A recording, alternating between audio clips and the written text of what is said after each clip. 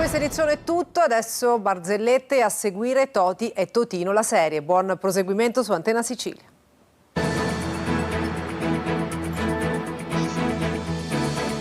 Entra nel mondo dell'informazione con l'app Sicilia Web. Resta sempre aggiornato con le news e le live in diretta.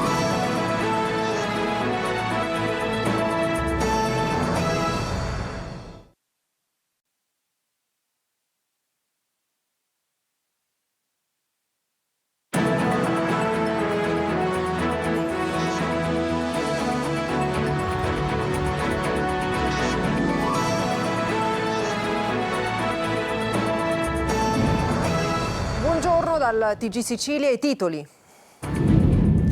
Recuperato un secondo corpo dalle macerie della palazzina crollata a Messina e di una donna, è la seconda vittima accertata del disastro avvenuto giovedì. L'altra vittima accertata è Carmelo Leone. Sono adesso 4 i dispersi per cui si scava ancora.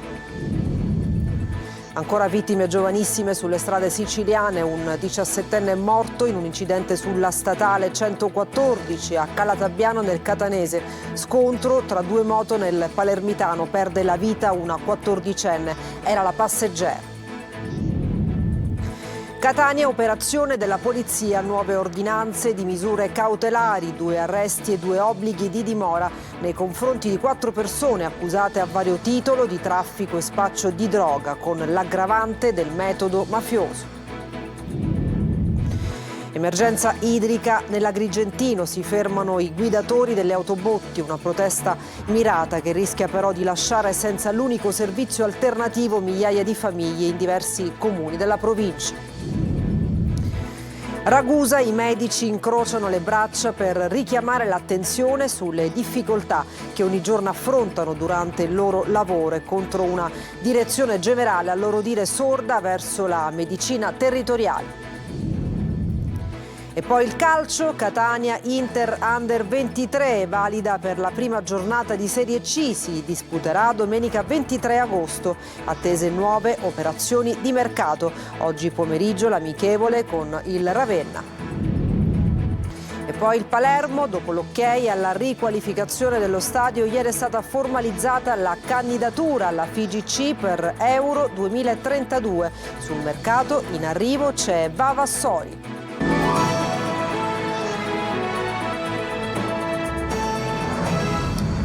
Dunque, ben trovati, apriamo l'edizione del mattino con una tragica notizia perché è stato recuperato un secondo corpo dalle macerie della palazzina crollata a Messina e di una donna, è la seconda vittima accertata del disastro avvenuto giovedì. L'altra vittima accertata è Carmelo Leone. Sono adesso 4 i dispersi per cui si scava ancora. Adelaide Barbagallo. Scavando senza sosta tra cumuli di calcinacci, ferro e un fumo che costantemente si sprigiona, i vigili del fuoco hanno terminato intorno alle 4 di stamattina il recupero del corpo senza vita di una donna, seconda vittima accertata nel crollo dell'edificio nel rione Pistunia di Messina. Ieri, incastrato in un solaio, era stato individuato il corpo di Carmelo Leone. Tra i dispersi ci sono le sue sorelle Sara e Rosa, il marito di quest'ultimo, Santino Magazzù, e un collaboratore domestico cingalese che era con loro. E anche una commessa del bazar cinese che si trovava al primo piano della palazzina, la 27enne messinese Alessandra Frazzica. Al momento non si sa l'identità della donna recuperata. Stiamo lavorando con il bisturi, racconta il comandante ai Vigili del Fuoco di Messina. Le speranze sono sempre vive per un arco di tempo di 36 ore normalmente. 60 uomini, diverse ruspe e cani molecolari sono impegnati. Cerchiamo di abbassare i fumi e consentire alle squadre che stanno operando di poter lavorare in sicurezza. Cautela sulle cause del disastro nella palazzina, che pare fosse interessata da lavori di ristrutturazione su cui indaga la procura. 2 sono le ipotesi: il cedimento strutturale o una grande esplosione. Sono al vaglio entrambe e ovviamente c'è un riservo dovuto alle indagini in corso. Una città ferita si stringe attorno all'angoscia dei parenti che non lasciano la zona nella speranza di avere notizie sui propri cari. Il lavoro, che come vedete è puntuale, lo vedete anche voi, la presenza è costante e speriamo sempre in quello che possono essere miracoli. 2 giovani vite spezzate sulle strade siciliane, 2 incidenti mortali a poche ore di distanze nel Palermitano e nel Catanese. A perdere la vita una ragazza di 14 anni e un ragazzo di 17, 2 tragedie sulle quali sono in corso gli accertamenti delle forze dell'ordine. Marco Gullà. L'asfalto torna ancora una volta a macchiarsi di sangue. Nelle ultime ore 2 distinti incidenti stradali hanno spezzato 2 giovani vite. Alessandra Martorana, 14 anni, è morta in un incidente sulla strada statale 113 nei pressi del Ponte San Leonardo, nel tratto che collega Termini Imerese a Trabia, nel Palermitano. La ragazza viaggiava come passeggera su una delle 2 moto coinvolte nel violento impatto. Per lei non c'è stato nulla da fare. I gravi traumi riportati si sono rivelati fatali, rendendo vano ogni tentativo di soccorso. La dinamica dell'incidente resta ancora da chiarire ed è al vaglio degli investigatori. Secondo una prima ricostruzione, le 2 moto si sarebbero scontrate per cause ancora in corso di accertamento. Gravi anche le condizioni del conducente della moto sulla quale viaggiava la giovane vittima. L'altro incidente mortale è avvenuto sulla strada statale 114 nel territorio di Calatabbiano. A perdere la vita un ragazzo di 17 anni residente a Mascali. La tragedia arriva a sole 24 ore da un altro incidente mortale avvenuto a Giarre, nel quale aveva perso la vita un altro giovane di Mascali. Secondo una prima ricostruzione, l'auto sulla quale viaggiava il 17enne, una Fiat Grande Punto, avrebbe perso il controllo per cause ancora in fase di accertamento da parte dei carabinieri, andando a schiantarsi contro un muretto. Nell'impatto la vettura si è spezzata in 2. Feriti anche gli altri 2 passeggeri che sono stati trasportati negli ospedali di Taormina e Giarre. Catania, la polizia ha eseguito nuove ordinanze di misure cautelari, 2 arresti e 2 obblighi di dimora nei confronti di 4 persone accusate a vario titolo di traffico e spaccio di droga con l'aggravante del metodo mafioso. Angelo Gaiano.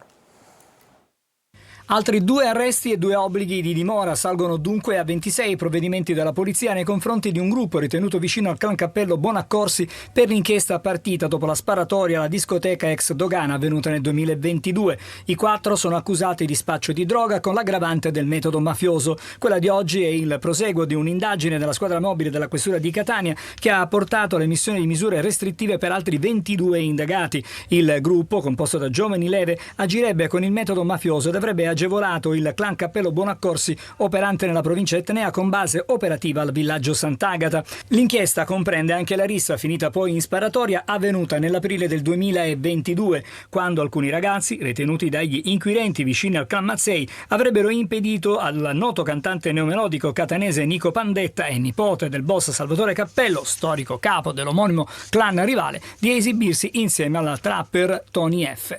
Conclusa nel 2024, l'inchiesta ha ricostruito anche alcune sparatorie tra esponenti di gruppi contrapposti e secondo gli investigatori l'organizzazione gestiva le piazze di spaccio tra Villaggio Sant'Agata, Librino e San Cristoforo ed avrebbe introdotto droga e telefoni cellulari anche nelle carceri siciliane.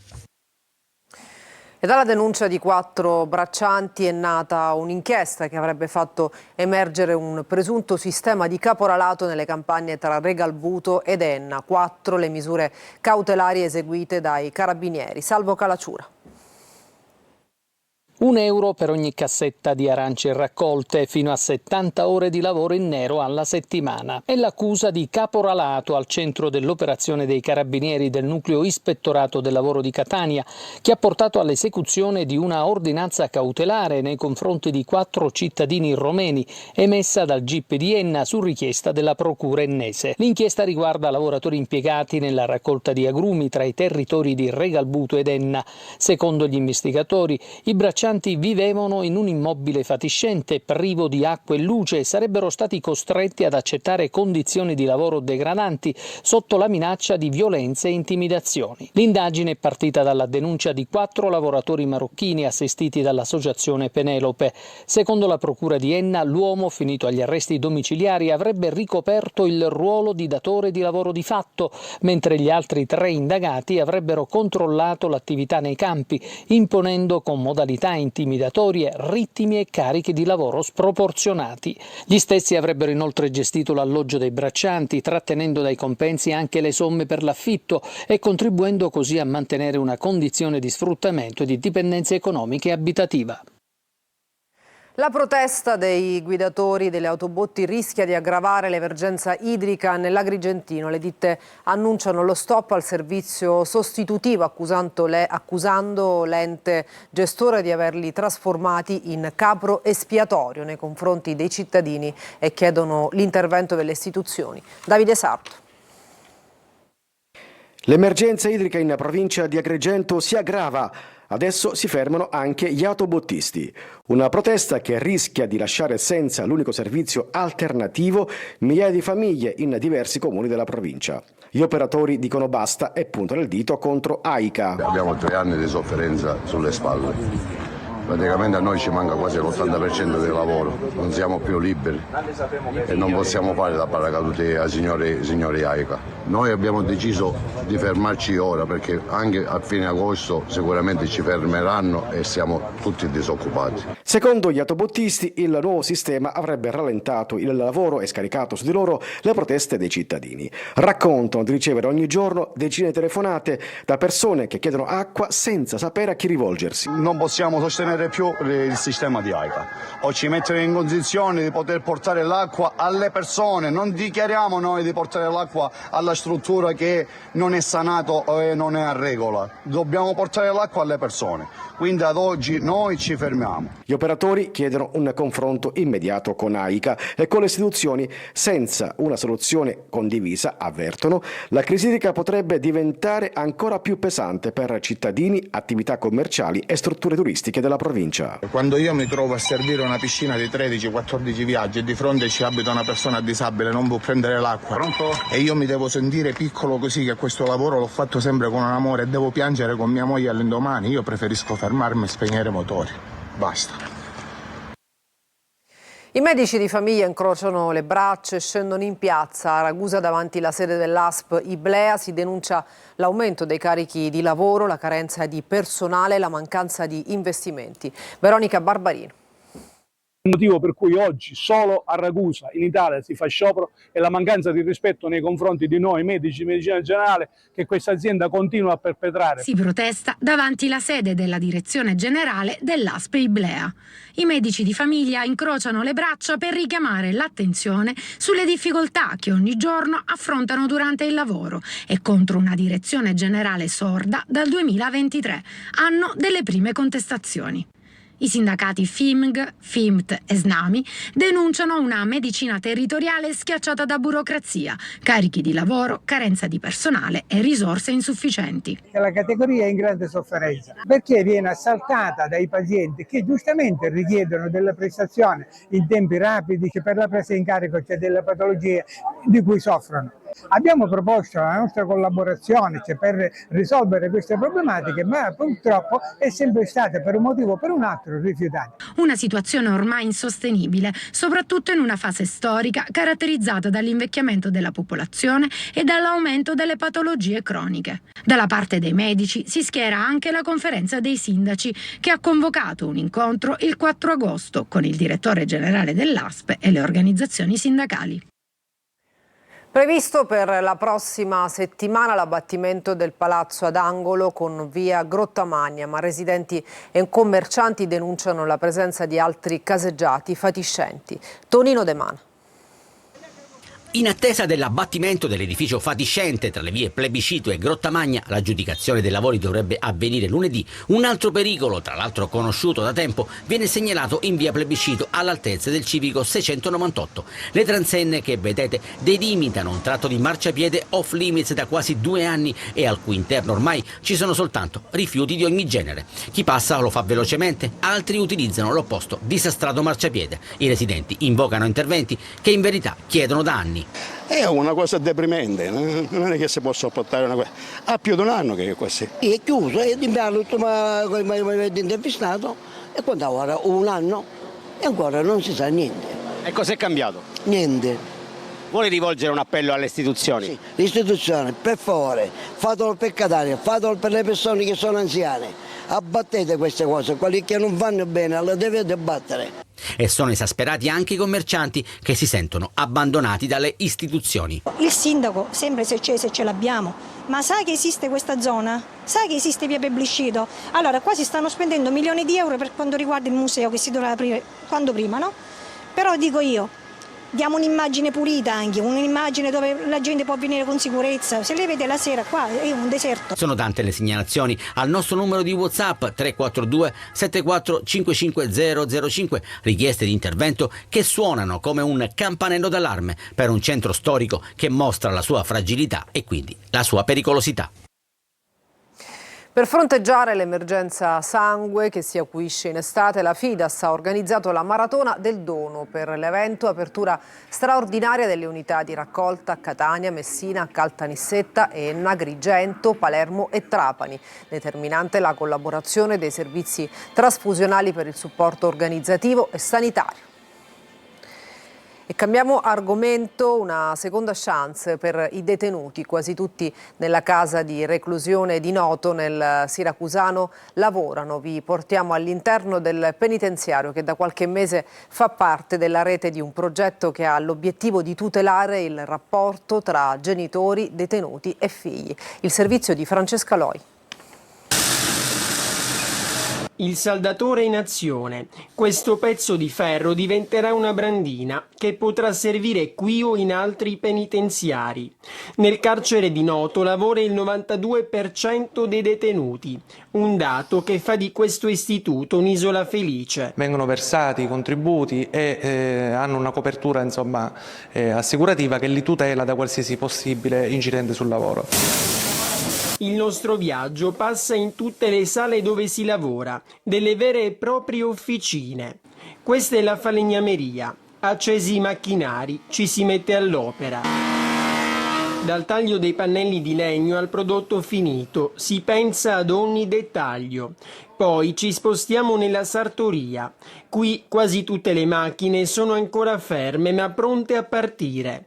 L'obiettivo è uno: aiutare chi ha sbagliato a ritrovare la strada giusta. Nell'ambito del nostro progetto, che ricordiamo è finanziato dall'impresa sociale con i bambini, abbiamo agganciato da qualche mese a questa parte la casa di reclusione di Noto, che si aggiunge a quelle di Siracusa ed Augusta Brucoli, oltre ai UEP di Siracusa e Ragusa. Così anche questa casa di reclusione è entrata nella rete del progetto Sprigiona il tuo cuore, che mira alla tutela del rapporto genitore-figlio. La mission della fondazione consiste proprio in questo, cioè creare rete. E nel frattempo si sta pensando anche alla creazione di una redazione per un giornale che nascerà qui, in carcere. E adesso una pausa, tra poco con la nostra pagina sportiva. Rimanete con noi.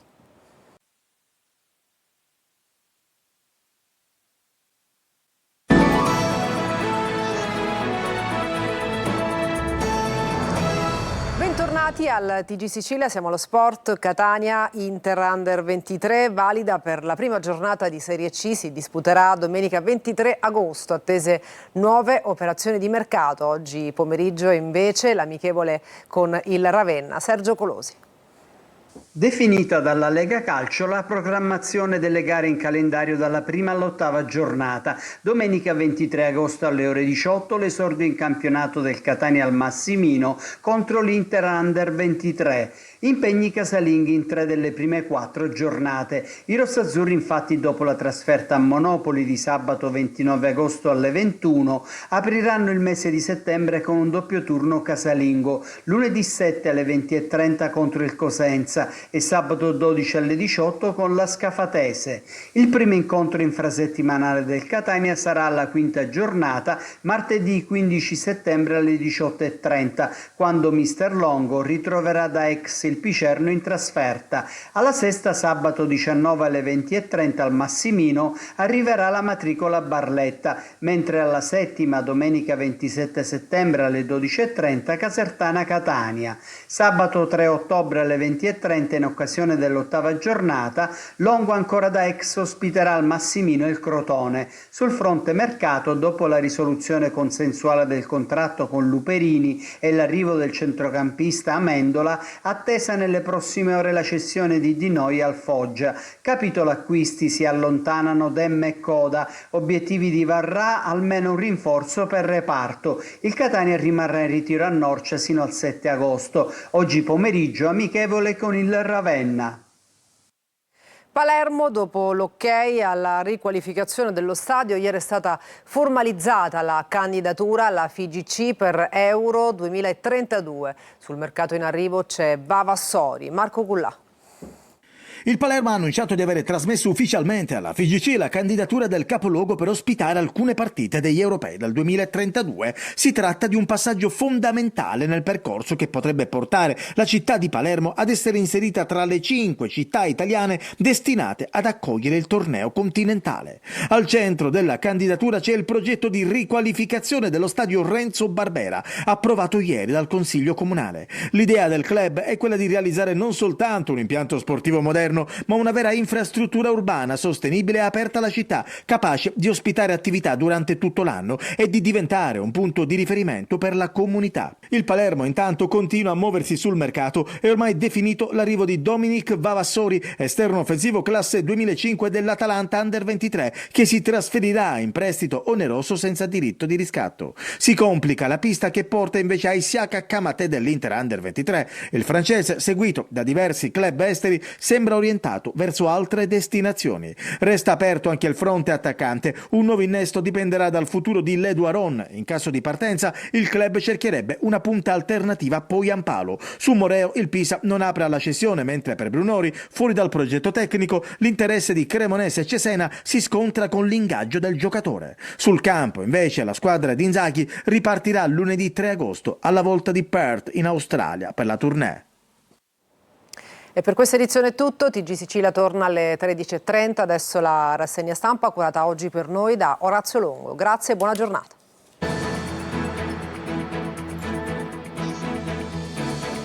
Entra nel mondo dell'informazione con l'app Sicilia Web. Resta sempre aggiornato con le news e le live in diretta.